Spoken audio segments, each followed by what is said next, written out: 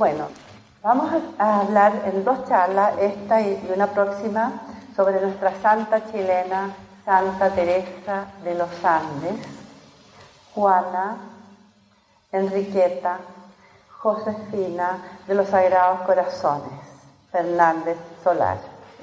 Ese era su nombre de laica durante 18 años y religiosa solamente 11 meses. O sea, así vamos a conversar de ella, es su mayor tiempo de su vida, ella fue una laica como nosotros. Santa Teresa, o Juana, como la vamos a llamar al comienzo, es una mística. Una mística igual como estudiamos recién a Edith Stein. Y es muy bonito el contraste, porque nos vamos a dar cuenta que como para nuestro Dios creador, cada persona es una persona distinta, única, irreproducible. Las dos llegan al mismo camino, pero son tan distintas. Una, la ciencia misma, una mujer inteligentísima, filósofa, como vimos, antropóloga, teóloga, en fin, todos los estudios imaginables para una mujer de su época. Y nuestra santa chilena,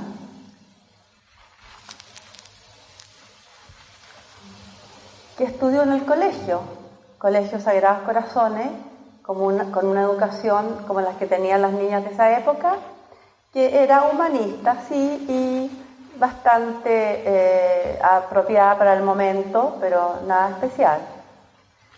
Sin embargo, ella no necesitó de la sabiduría del mundo, como dice, porque ella llegó por otro camino, pero se topó con el mismo camino de la Edith. Entonces tenemos aquí a nuestra santa que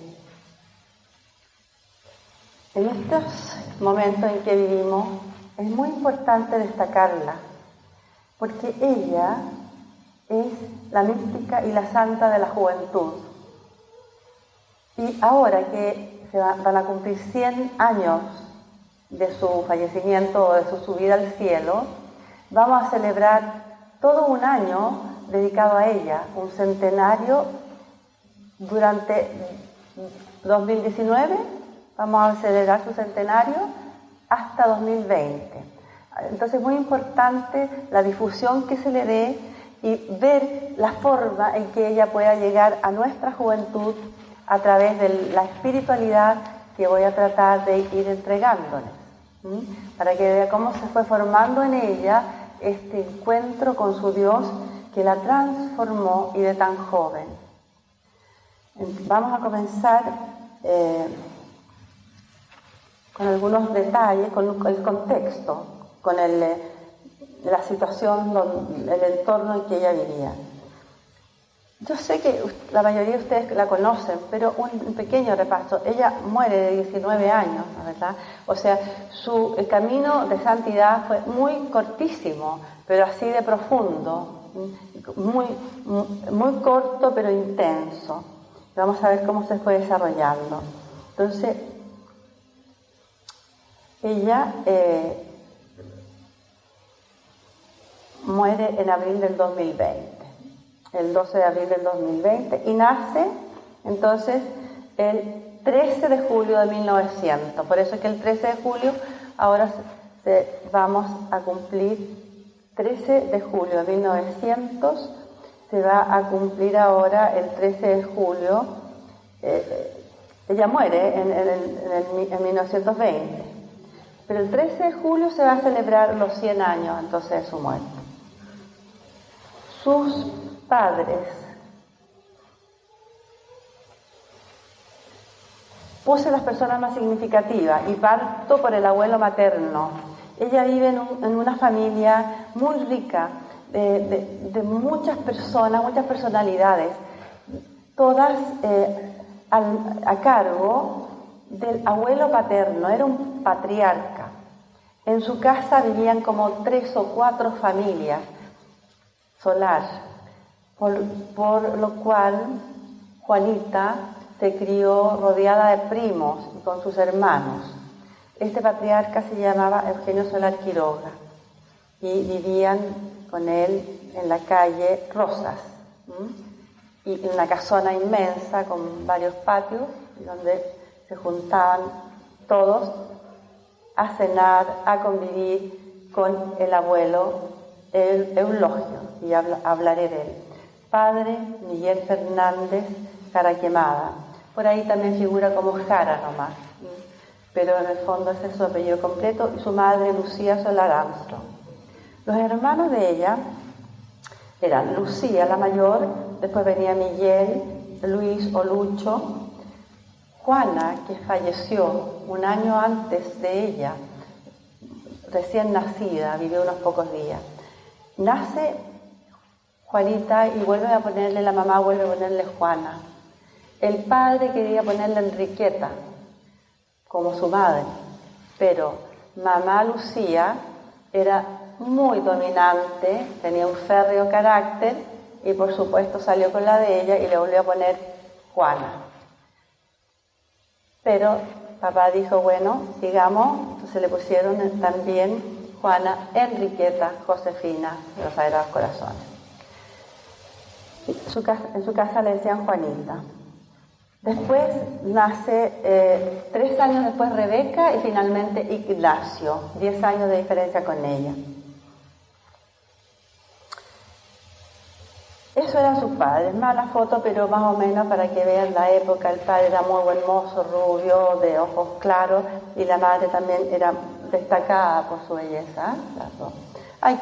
Por supuesto que hay retratos, hay cuadros y hay videos de la vida de ella que cualquiera puede tener acceso, donde pueden ver bien, con mucha más claridad, las fotos y pueden conocer bastante bien toda la vida de ella y con muy buen contexto cómo figuran. Hay una serie que se dio como en el año 87, me parece, pero es muy actualizada, en que figura la madre, la hace la Silvia Santelice, por eso me acuerdo, y la personifica a ella esta actriz que se llama, ¿cuál es? Una muy conocida, no sé si se acuerdan. Espérate, ya que esta chica, claro, y tanto le impactó a ella personificarla que dice que estuvo pensando hasta ser monja, después ser monja. Tanto le impactó el representarla, y lo hace excelente. Y están ahí en YouTube, donde ustedes quieran pueden entrar a esta serie. Son como 7, 8 capítulos. Te los recomiendo, realmente es emocionante, muy bien personificado. Bueno, viven entonces en la calle Rosas. Su abuelo era el dueño de la hacienda Chacabuco, tan mencionada, que está justamente hace camino hacia los Andes. Una hacienda que tenía una gran capilla y preciosa, inmensa, donde se juntaba toda la familia y donde iban a pasar los veranos, y era la delicia para todos. Era el centro de reunión, pero también un centro muy espiritual, porque el abuelo era creyente católico y siempre él buscaba tener misiones. Todos los años, en el verano, iban los sacerdotes a las misiones y todos los niños participaban, especialmente la Juanita, que de alguna manera ella allá a los 6 años empezó a tener como un contacto muy especial con este Dios del cual le hablaba su madre, su abuelo, sus tías. Tenía una tía que fue, según ella, casi santa. O sea, vivió en un ambiente muy religioso, pero igual también los otros primos, pero a ella le llegó, algo le tocó en el alma. Entonces ella recuerda siempre a su abuelo rezando el rosario, con el rosario en la mano, y donde iba el abuelo, dice ella, lo veía que iba con su rosario. Entonces ella de ahí comienza a pensar en la Virgen y a hacerle una devoción a la Virgen a través del abuelo. Y su hermano Lucho la complementa y le dice, sí, ¿sabes? vamos a rezar todos los días el rosario juntos. Y desde que ella era muy chiquitita, él rezó todos los días el rosario y dice por ahí en sus cartas y en su diario, se me olvidó creo que 1 o 2 veces. En cambio Lucho dice, a mí se me olvidó para siempre, ligerito. Porque Lucho era el bohemio, el que se alejó un poco. De ahí es el arraigo que ella tiene hacia la fe, porque lo aprende de la intimidad de su familia. Pero sucede que el abuelo muere cuando ella tiene 6 años. Es muy doloroso para todos los primos y ella tiene mucha conciencia por esta cercanía que tenía con su abuelo y es uno de los primeros sufrimientos que ella tiene. Y ella dice en su sensibilidad que nosotros tenemos que mirarlo con gran respeto, que ella en esta casa nueva y todo, ve que el abuelo la viene a visitar. Ella de su cama lo ve que se sienta en la cama de su hermana. Dice, y esto me pasó durante 8 días que el abuelo me miraba, lo veía a medio cuerpo sentado en la cama de mi hermana. Claro, a mí me da mucha impresión, dice ella, pero de alguna manera siente que se puede conectar con los espíritus, con el espíritu de su abuela.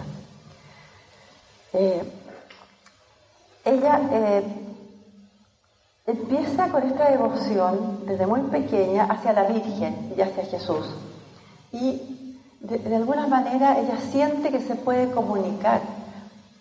Es algo muy especial lo que le pasa a esta pequeña, que siente que Jesús le habla, pero lo guarda mucho en su corazón y lo toma como algo normal.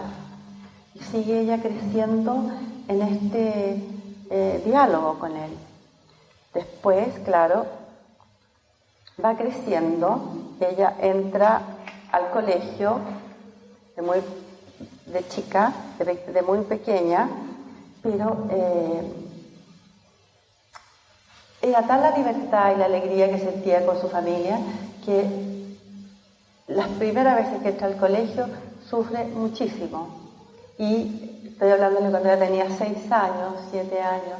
El abuelo todavía alcanza a darse cuenta y él le dice a su hija, Lucía, pero ¿para qué la manda al colegio a sufrir? Déjala acá en la casa, yo soy tan feliz con ella, me encanta. No, que se junte con sus primos. Pero como la madre, como le digo, tiene un carácter muy fuerte, no, dijo, se va a poner muy regalona, ella va al colegio.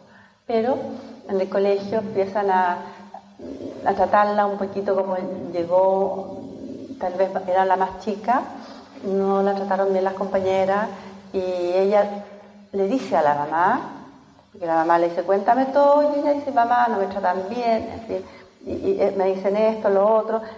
Le dice la mamá, así que nadie las cuida en el recreo.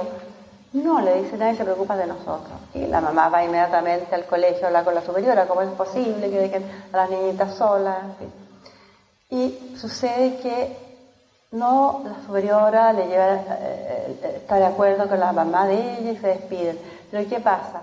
Cuando llega la chica al colegio, la superiora la amonesta, le llama la atención, le dice, ¿por qué tienes tú que estar diciendo lo que pasa en el colegio? Y ella, por supuesto, dice, ¿por qué a mí mi mamá me dijo que yo dijera todas las cosas? No, esto para mostrarle un poco el carácter que tenía ella chiquitita. Entonces ella se enfrenta a la superiora y dice, no, mi mamá me dijo que yo tenía que decir todo. Va a la casa, le cuenta a la mamá, acto seguido, la mamá furiosa va al colegio y la saca. Se alcanzó a estar como 2 meses nomás. Pero ella hizo lo que tenía que hacer. Bueno,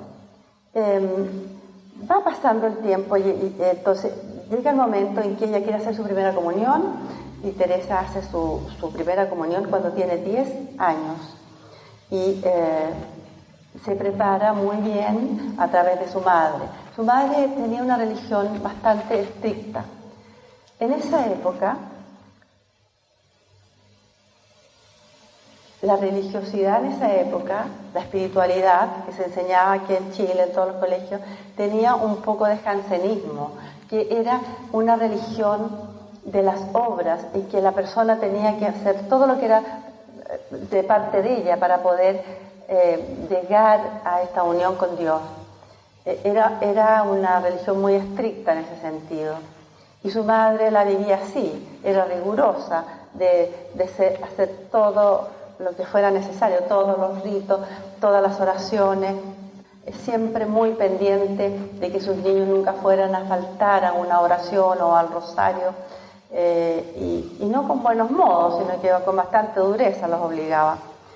Entonces ella, bueno, o sea, se crece en un ambiente religioso bastante estricto, bastante riguroso, pero ella lo acepta porque eso es lo que ella conoce.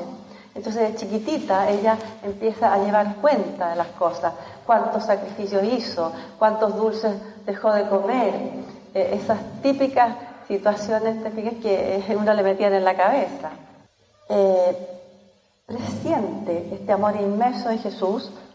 Dice ella que Jesús le habla, que tiene conversaciones, y se siente tan amada y tan querida que ya se le empieza a hacer el cambio interno. Entonces, cuando ella va a las misiones, que no solamente las misiones del Fundo Chacabuco, sino que a otros parientes que la invitaban, ella participa y es catequista, y ella le enseña a los niños la religión. Y la religión que ella enseña y entrega a estos niños es una religión llena de amor, de comprensión, y ella a su vez enseña a los niños con alegría.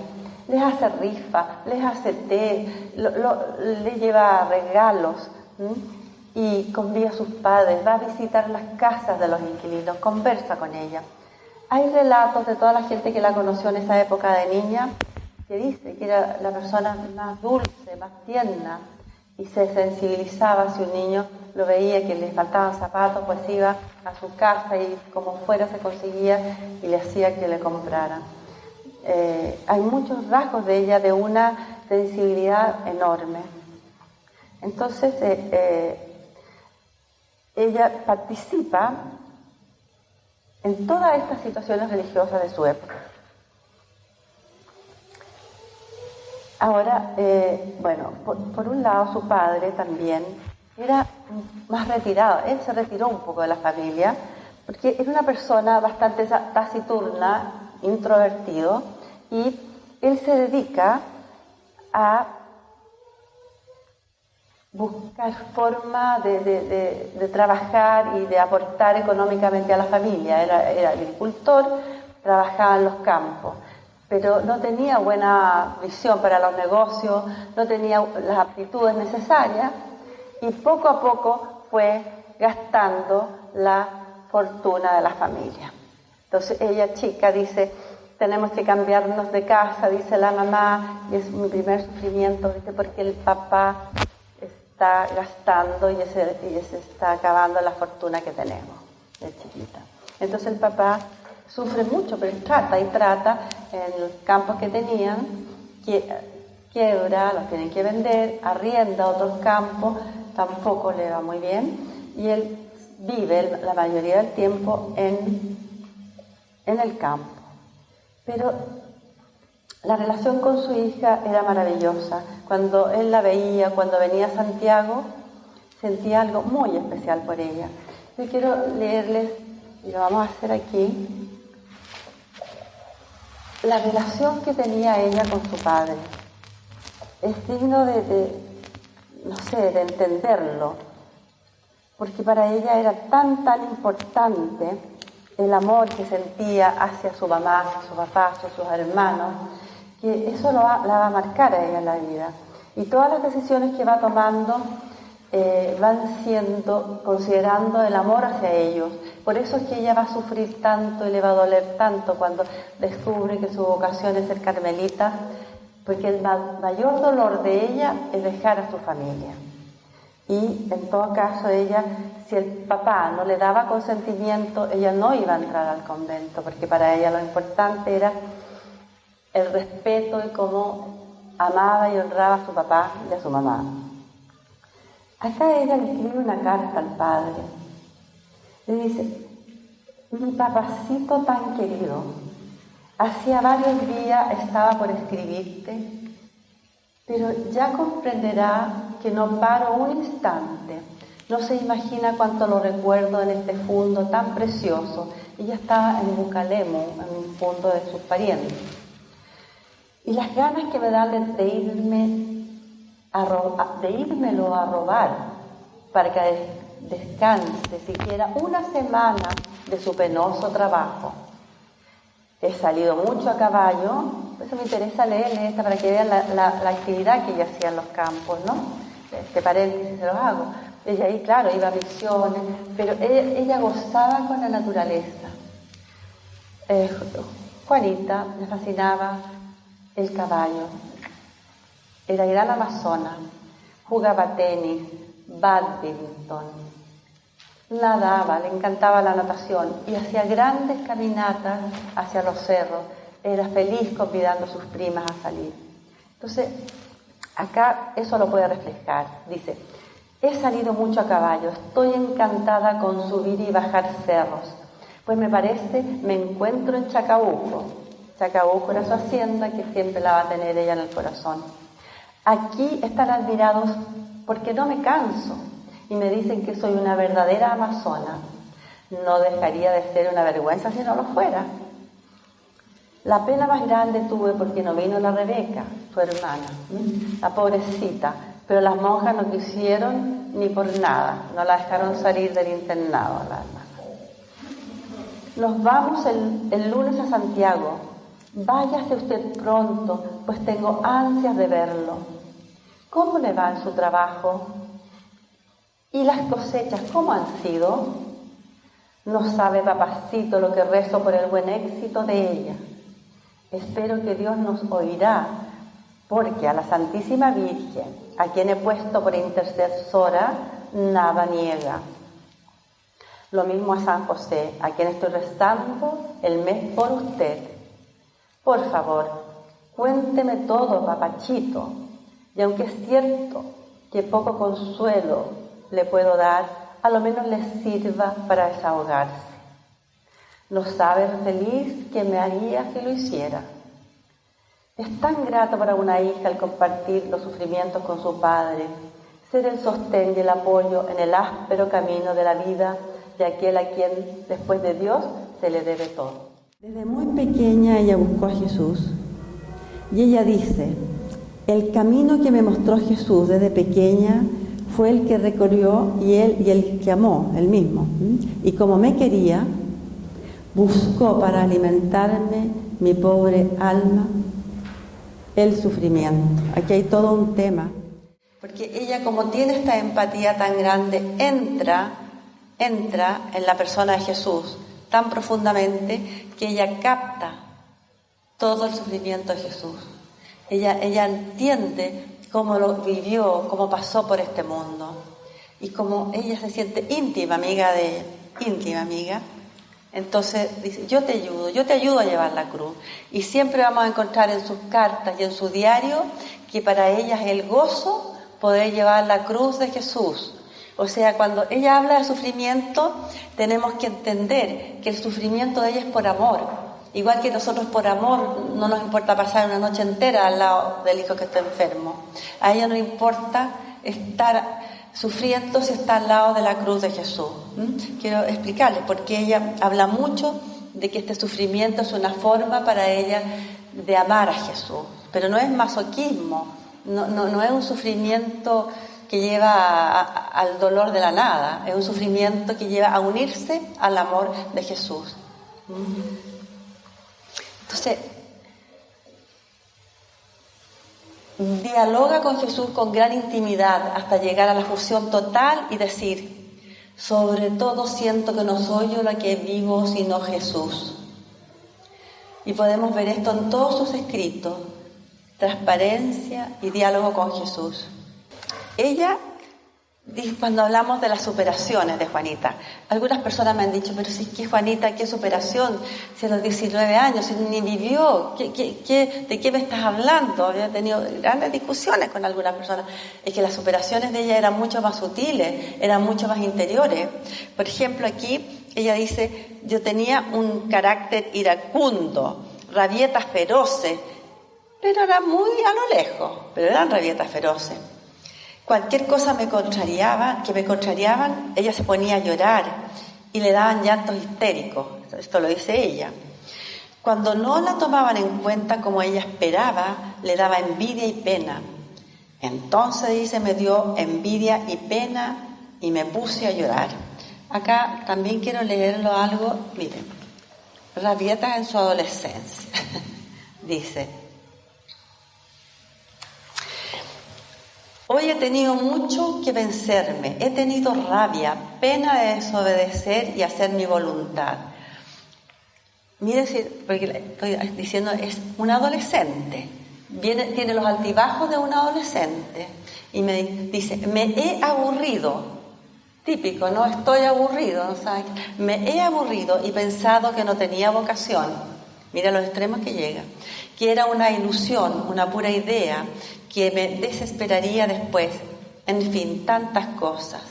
Pero le recé con devoción a la Santísima Virgen y oí en el fondo de mi corazón la voz de mi Jesús: aprended de mí, que soy manso y humilde de corazón.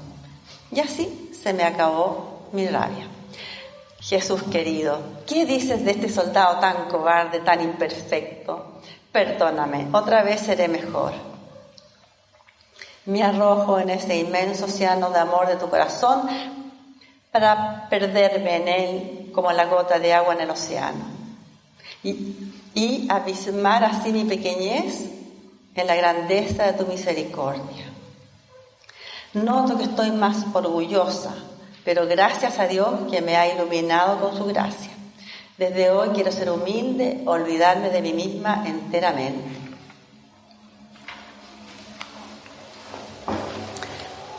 Bueno, entonces continúa. Dice, en esa situación cuando ella se puso muy rabiosa, dice: mis ojos llenos de lágrimas se fijaron en un cuadro del Sagrado Corazón y sentí una voz muy dulce que me decía: ¿cómo? Yo, Juanita, estoy solo en el altar por tu amor, ¿y tú no aguantas un momento? Desde entonces Jesucito me habla, y yo pasaba horas enteras conversando con él. Bueno, esto es así. Ella tenía grandes conversaciones con él en su diario, y solamente tenemos que quedarnos en silencio y admirar eso. Alguien te puede decir: es que era lo mejor, era su misma cabeza, que se decían las cosas. No sabemos. Ella habla que tenía alocuciones, o sea que sentía la voz de Jesús que le hablaba. Y tal es así que lo quiere poner a prueba. De una vez le dice: ¿es tu voz, Jesús? Si es tu voz, estando ella interna, ¿no? Dice, una de las madres, ya no me acuerdo cuál, me diga: ¿tú amas mucho a Cristo? Si la madre me dice eso, yo voy a saber que eres tú. Bueno, y en la tarde, ella dice que casi le dio una fatiga, que la tal madre le dijo: Juanita, ¿tú amas a Jesús? Dice que ella se fue a encerrar a su pieza y se puso a llorar de felicidad, porque efectivamente. Y así se lo aseguraron también algunos sacerdotes con que ella se dirigía. Tuvo 3 directores espirituales, pero que se lo guardara, lo viviera ella, y lo único que le importara era vivir hacia afuera el amor y la caridad, y que no le hiciera caso a lo que oía o no oía, siendo de Jesús, pero que eso no era lo más importante.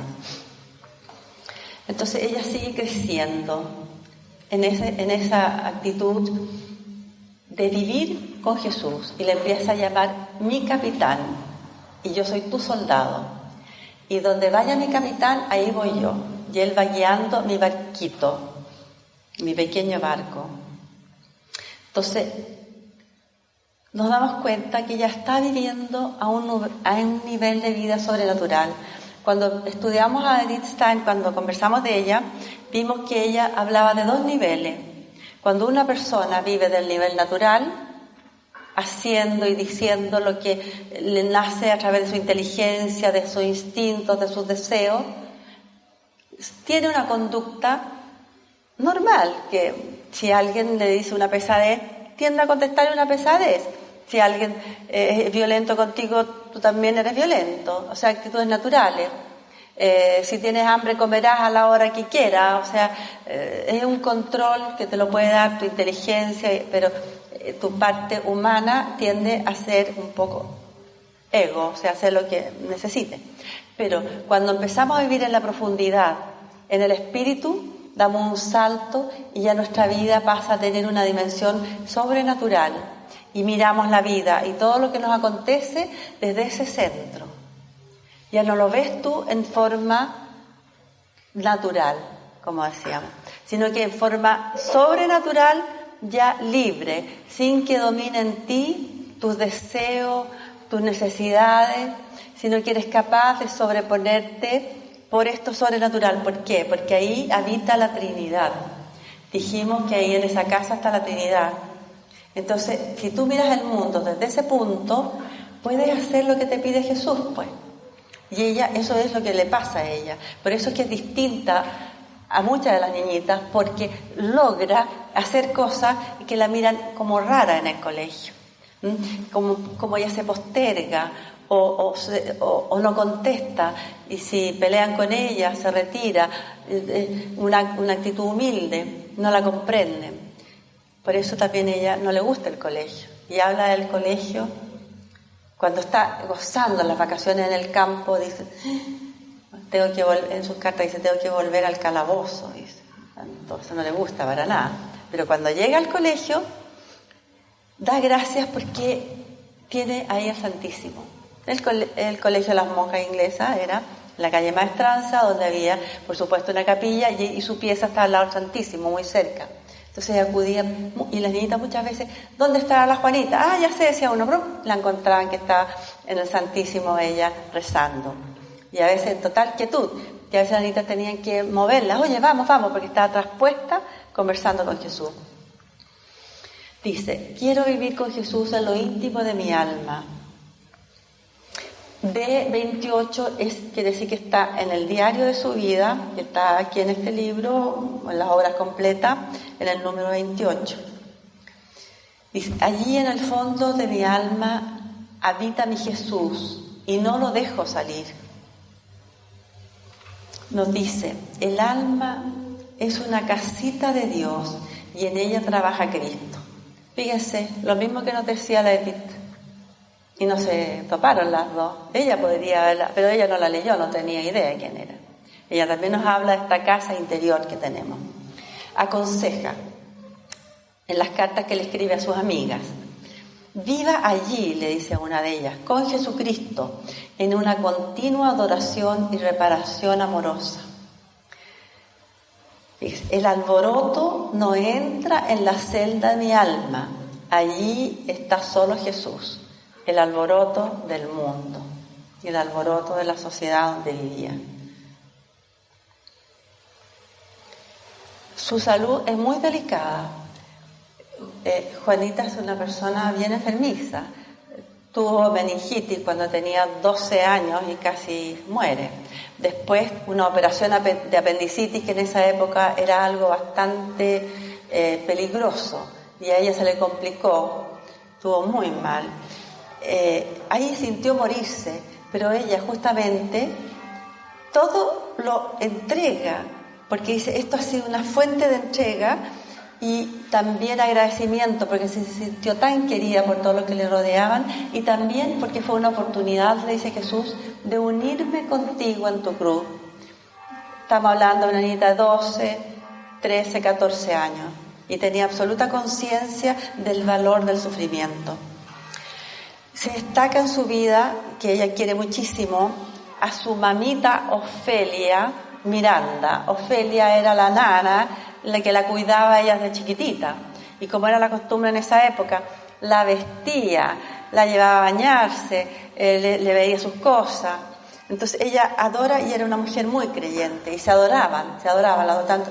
Hay unas cartas que le dirige cuando ella está en el Carmelo, y sufre mucho la Ofelia cuando se tiene que ir. Pero la comprende de espíritu, porque su sentido misionero era tal que ella iba y se juntaba con las personas que trabajaban en su casa y le hacía catequesis. Se sentaba en sus comedores, en su repostero, como se llamaba en esa época, y entonces ellas se quedaban con la boca abierta, todo lo que sabía ella de Dios y cómo le hablaba y lo que sentía. Entonces todas la admiraban y la adoraban. Y además, no solo eso, no eran palabras, sino que ella la primera en ayudar, cuando veía que alguna nana se atrasaba o estaba preocupada, que no le alcanzaba el tiempo, ella estaba ahí ayudando. Era una niñita de acción, que actuaba lo que decía.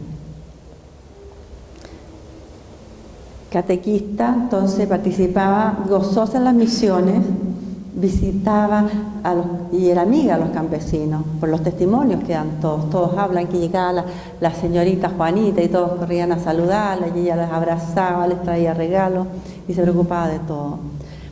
Atenta a los pobres en todo momento. Juanito fue un niño muy pobre que ella encuentra de regreso de misa, ella iba casi todos los días a misa a San Lázaro, en el centro, y encuentra a este niño muy pobre, lo lleva a la casa, lo entra a la cocina, le da de comer, se preocupa de que esté bien el niño, lo lleva a ella a su casa, va a visitar a su madre, ve la pobreza que está, y ella lo toma bajo su alero y le lleva cosas de su casa, hasta tenía ella un reloj, esos relojes que se colgaban en esa época, y cuando está veraneando en Chacabuco, lo rifa. Entonces dice, pero ¿cómo vas a rifar este reloj tan único? Lo rifa. Ya, pues, y unas personas jóvenes que estaban ahí, de la sociedad también, o amigos de la familia, se lo rifan en una buena cantidad de plata. Y ella, ¿eso para qué era? Para comprarle ropa a Juanito. Llega a Santiago, le compra zapatos, le compra ropa, y cuando ella se va de monjita, lo único que pide, por favor, no me vayan a dejar solo a Juanito. Le pide a su familia. Así era el corazón de ella, o sea, esta gracia con que ella vivía, esta fuente de energía vital de Dios, se traslucía, la transformó. Era esta niña especial, sensible. En la adolescencia también agudiza la percepción de su realidad y se da cuenta que en su casa hay mucho dolor. Su mamá tan estricta, y resulta que tiene un hijo, por decirlo menos, que era poeta, escritor y bohemio. Se pasaba las noches y llegaba a veces a la casa bastante desequilibrado con el trago. Entonces, y el otro se puso agnóstico, no creía en nada, Miguel. Entonces la mamá ya no podía estar más dolida con esto. Y con su estrictez, ella pensaba que tenía que ser dura. Y tenía prohibido que cuando llegaba Lucho se le diera de comer. Todo cerrado y que nadie lo esperara. Pero ella, cuando estaba en la casa, de vacaciones, por supuesto, que estaba esperando a su hermano, le había guardado cosas de la comida, se ponía a conversar con él, y bueno, y el hermano la adoraba, porque no parecía ser un ángel que Dios nos ha dado, pero preocupada de su hermano, y no solamente en ese sentido, sino que se dedicó su vida a orar por su hermano, a ofrecer su sufrimiento por la conversión de sus hermanos y para que Lucho enmendara su conducta. Participa, por supuesto, la mamá ya le dice, llega un momento que te vas a salir del colegio porque ahora te tienes que entrenar en sociedad, tienes que participar, pues tienes que conocerte, pensando a la mamá que tendría que casarla bien, como en esa época. Con el dolor del alma ella tiene que salir del colegio, que ya se había acostumbrado, ya se había hecho muy amiga de las religiosas. Va a las fiestas, va a la ópera, va donde la llevan, pero su corazón ya estaba entregado a Jesús. Y ya nada la iba a hacer cambiar. Hay un evento que pasó cuando estaba en una ópera ella, que pensaba en Jesús y decía, si hubiera traído mi rosario, yo estaría rezando el rosario porque quiero estar contigo. Y en el intermedio sale su hermano, Miguel, el mayor, y vuelve, oye, le dice, mira lo que encontré botado en el suelo, y le entrega un rosario. Y ella no lo puede creer. Y lo guarda, y entonces tiene muchas señales ella, muchas señales. Entonces, cada vez estaba más convencida de su intimidad con Jesús.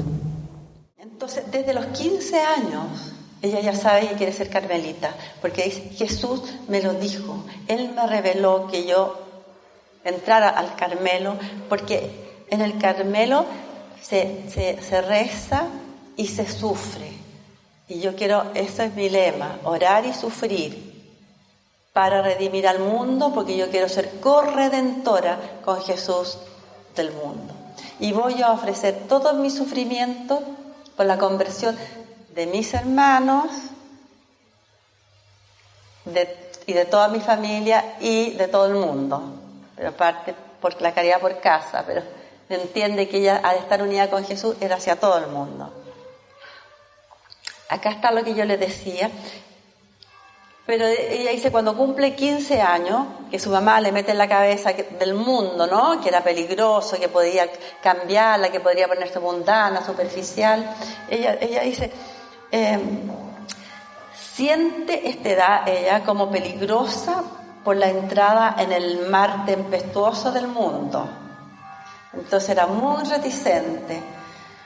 Pero dice, yo que estoy en los 15 años, Jesús ha tomado el mando de mi barquilla y la ha retirado del encuentro de las otras naves. Mi corazón, conociendo a este capitán, ha caído en el anzuelo del amor.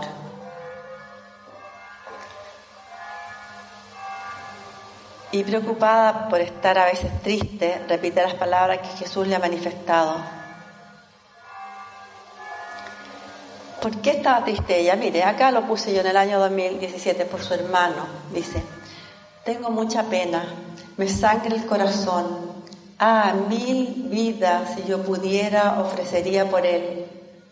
Todos los sufrimientos, Dios mío, enviadme y dadme gracia para soportarlo con tal que él se convierta. Ella siente que Jesús le dice, ¿acaso no eres tú la que me buscas y la que quieres parecerte a mí? Luego, ven conmigo y toma la cruz con amor y alegría. Por esto que ella está dispuesta a sufrir con alegría, que nadie se dé cuenta de lo que está sintiendo. Jesús le ha dicho, ¿qué es lo que es necesario para entrar a la perfección, para el encuentro, para llegar a la perfección? Esto es lo que ella siente que Jesús le dice. Amor a la oración, el deshacimiento completo de sí misma, es decir, el olvido de sí misma que se alcanza uniéndose a Jesús, tanto que no se llega a formar con Él sino una persona, atrayéndose siempre para sí lo que le gusta, a Jesús. Es decir, fíjense ustedes, humillaciones, penas, etc. Y también la caridad para con el prójimo. Perfecta entrega a sí misma, es decir, la voluntad, dársela a Dios. Vamos entrando cada vez en caminos más místicos, que solamente nos podemos admirar, tratar de entender. Pero ella, ¿qué nos está diciendo a ella en este momento? ¿Dónde está la base de esta transformación? Está en el contacto, en su interior, con esta casa donde habita Jesús, que es la Trinidad. De ahí sale la energía, la creatividad, salen los cambios y sale la posibilidad de enfrentar la vida con alegría, a pesar de todos los sufrimientos.